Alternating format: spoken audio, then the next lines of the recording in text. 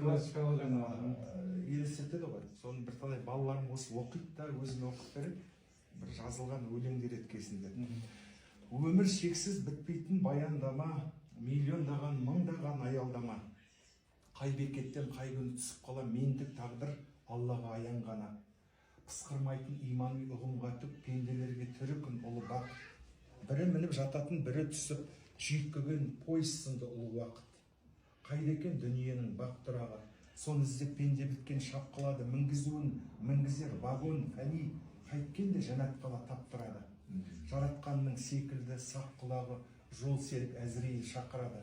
Бір күні тілге келмей вагонынан билетін жарамсыздап лақтырады. Кассир мүмкір тексеріп ақ қараңды өткен ғұмыр намандақтарады. Содан соң бір орнап жайғасасың, мәңгіге вокзал көрден қап-қараңғы. Оларға періштелер келмес мекен, шайтанды адам рухы жеңбес бекен. Вокзалдың бастығына барайыншы, бір билет тауып маған бермес бекен. классикалық Бірінші рет тыңдап отырмыз.